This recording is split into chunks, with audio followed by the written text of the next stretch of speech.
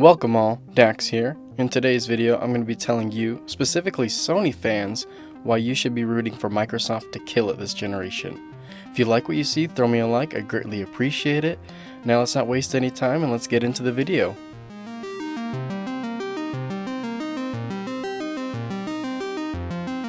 Microsoft has come out of the gate swinging this generation with a strong proposition of value.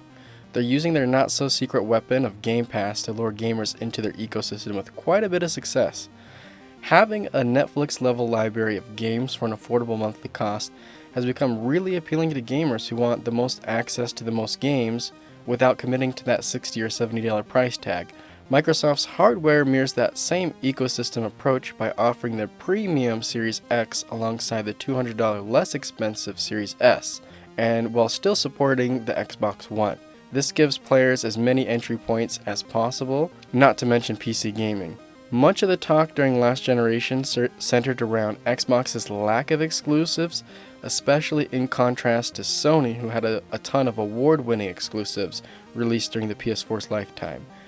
Now, purchasing Bethesda is definitely a strong move made by Microsoft to help change the narrative around their exclusives or lack thereof. They want their players to have something to brag about and to be proud of besides just Halo. Having the next Elder Scrolls in your back pocket is always a smart move in these console wars, and Microsoft is playing to win this generation, and it's exciting. In contrast to Microsoft's approach, Sony seems pretty content to try to replicate the success of the PS4 by using the same playbook this time around. It's hard to say that's a bad approach when you look back at Sony's history, but they do go into this generation with less of a head start and momentum compared to the PS4.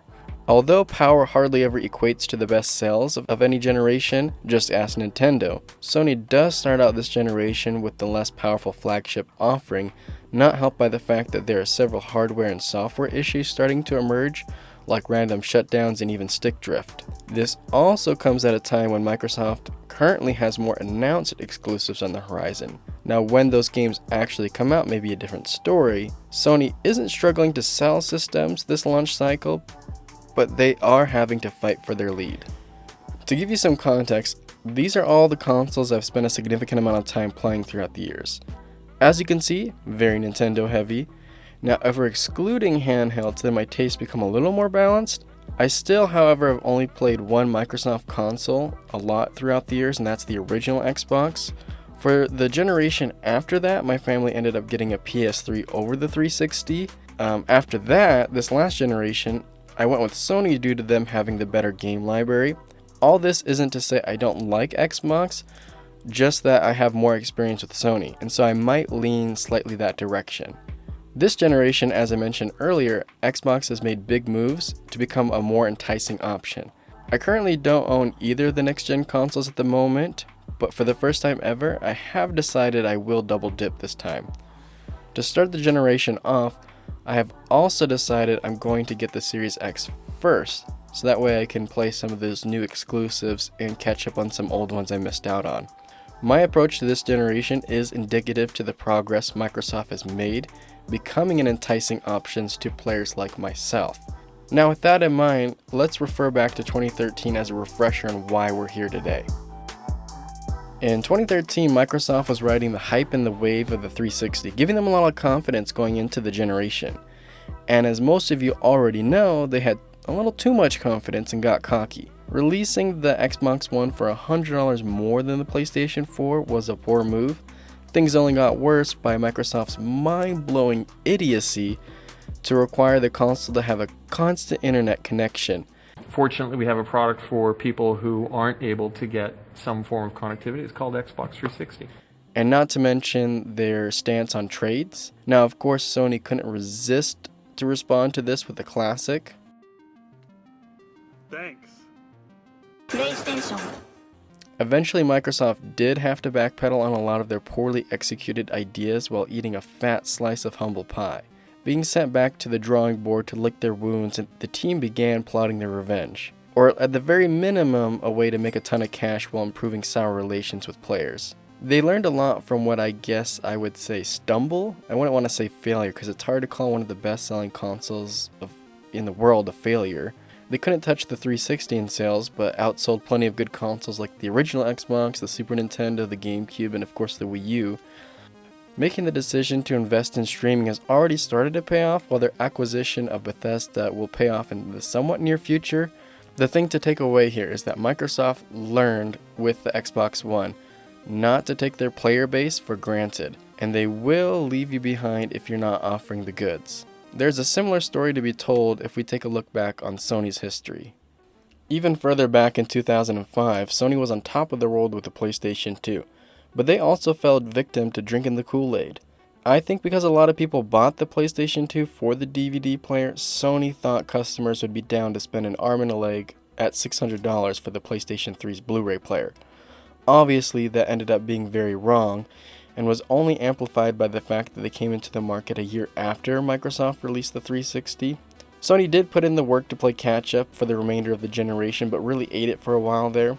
Similar to Microsoft after the Xbox One, Sony took notes and went back to basics on what made players gravitate towards them to begin with. They significantly cut the price of the PlayStation 3 and used that lesson learned to then release the PlayStation 4 for a very competitive price compared to both the Xbox One and even the Wii U. Sony also went all in on games, which at the end of the day matters most to players, as we can see Microsoft trying to do this generation. Both Sony and Microsoft have been burned by allowing themselves to become disconnected and or overconfident. Now when it comes to Nintendo, it's not as straightforward as they got overconfident from one of their successes, but more a series of risks that have paid off while others haven't. You gotta love Nintendo for always trying to innovate, but they have had their fair share of failures, or at the very least non-successes. Nintendo's sense of confidence in their brand has benefited them, but it's also hurt them, similar to Microsoft and Sony. Ever since the success of the NES, each home console has sold a little worse than the previous one, that is until the Wii. But then after that, the Wii U flopped real hard due to bad marketing, really only being ahead of the Sega Game Gear in all-time sales. Nintendo did bounce back, of course, with one of the best-selling consoles to date in the Switch, but they have had to learn how to balance their innovative spirit while actually focusing on marketing and listening to their audience. Similar to the PlayStation 3, Nintendo also had the 3DS come out to poor reception, largely due to the price. And like Sony, they had to significantly cut the price of the 3DS, selling each console at a loss.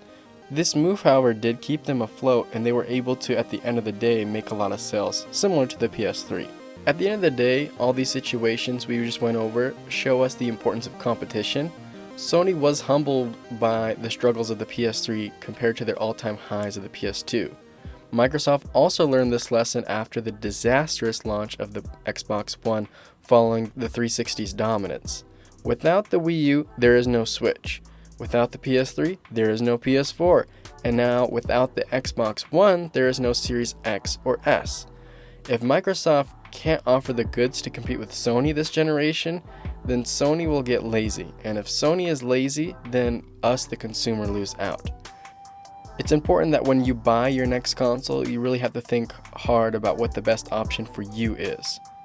Now, with all that momentum I was mentioning earlier, will Microsoft be able to beat Sony this generation? In my layman's guess, I'd have to say probably not. The PS5 up to this point has already begun to outsell the X and the S. This isn't to say Xbox is in trouble or that it won't be a competitive generation, but it does say that Sony carries a lot of eyes and wallets over from last generation. Throwing a prediction out there, I think that when everything is said and done, the PS5 is going to sell between 100 to 110 million units. I expect the Switch to continue to sell well after the Pro or whatever they call it comes out, with using some of the staying power that they had with their handhelds. The Switch should be in a similar ballpark as the PS5, probably a little higher. For sure over 100 million, but under 120. Now, Microsoft is the tricky one. I think the Series X and S are gonna end up in the 360 PS3 GBA territory of like 75 to up to 90 million units sold. Given the fact that the PS5 is already breaking records and selling like hotcakes, you would think they'd have a good chance at surpassing the PS4, which they very well could. The main reason why I'm predicting less is due to strong competition. Obviously, this isn't the only factor, but I definitely think it's an important factor to mention. You have to remember when Sony released the PlayStation 2, their competition was the Xbox and the GameCube. Now both good consoles, but between the two of them, they only sold about 45 million units. Somewhat similar to last generation, the PS4 had to compete against the Wii U and the Xbox One, and we all know how that went, and it gave Sony a big head start on the generation. Of course, all this is speculating, and if the Series X and S does sell as well as I predicted or even close to it, that would still be a smash hit for Microsoft. So to wrap things up, if you're a PlayStation fan, you need to root for Microsoft, and even Nintendo, because competition is always good. I'm personally planning on owning all three consoles this generation, probably within the next year or two. I want to know what your plans are this next generation.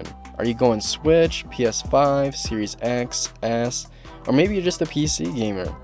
No matter what you choose, I appreciate you for watching, and until next time, see ya.